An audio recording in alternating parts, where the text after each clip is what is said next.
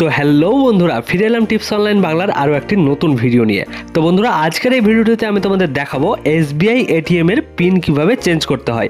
হ্যাঁ বন্ধুরা, SBI ATM এর পিন চেঞ্জ করা কিন্তু খুবই সহজ একটা ব্যাপার।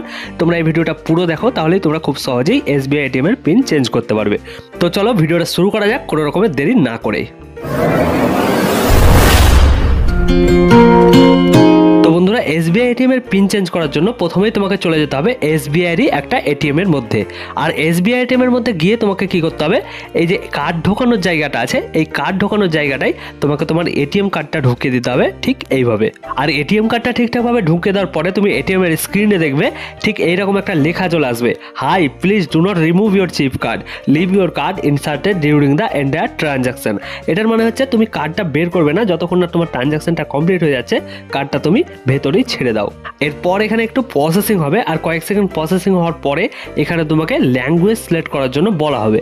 তো তোমাকে এই তিনটে ল্যাঙ্গুয়েজের মধ্যে কিন্তু এখানে ইংলিশটাকে সিলেক্ট করে নিতে হবে। আর ল্যাঙ্গুয়েজটা ইংলিশ সিলেক্ট করার পরে এখানে তোমার সামনে অনেকগুলো অপশান চলে আসবে। আর এখানে সবাই যে ভুলটা করে সেটা হচ্ছে এই সেট পিন লেখা অপশানটার উপরে ক্লিক করে দেয়, কিন্তু পিন চেঞ্জ করার জন্য তোমাকে সেট পিনে ক্লিক করতে হবে না, তোমাকে ক্লিক করতে হবে এই ব্যাংকিং লেখা অপশানটার উপরে। আর ক্লিক করার পরে দেখো এখানে আবারও তোমার সামনে অনেকগুলো অপশান চলে আসবে। আর এই অপশানগুলোর মধ্যে তুমি একটা অপশান পেয়ে যাবে পিন চেঞ্জ। তো এটিএম কার্ডের পিন চেঞ্জ করার জন্য তোমাকে সিম্পলি এই পিন চেঞ্জ লেখা অপশানটার উপরে ক্লিক করে দিতে হবে। আর ক্লিক করার পরেই এখানে তোমাকে 10 থেকে 99 এর মধ্যে যে কোনো একটা সংখ্যা এন্টার করার জন্য বলা হবে। তো এখানে তুমি যে কোনো একটা সংখ্যা এন্টার করে দেবে, যেমন আমি এখানে 86 এন্টার করে দিয়েছি। আর এন্টার করার পরে তোমাকে সিম্পলি এই ইয়েস লেখা অপশনটার উপরে ক্লিক করে দিতে হবে। এরপর এখানে তোমাকে কারেন্ট পিন এন্টার করার জন্য বলা হবে, তো তুমি এখানে তোমার কারেন্ট পিন এন্টার করে দেবে। আর বন্ধুরা, তুমি যদি তোমার এটিএম পিন কখনো ভুলে যাও, তবে এই টপিকের উপরে আমি অলরেডি একটা ভিডিও বানিয়েছি, যেটা তুমি ওপরে আই বাটনে ক্লিক করে বা ডেসক্রিপশনে দেওয়া লিঙ্কে ক্লিক করে দেখে নিতে পারো যে এটিএম পিন ভুলে গেলে কিভাবে আমাদের সেটা ঠিক করতে হয়। তো যাই হোক, এখানে তোমাকে তোমার কারেন্ট পিন ঠিকঠাকভাবে লিখে দিতে হবে।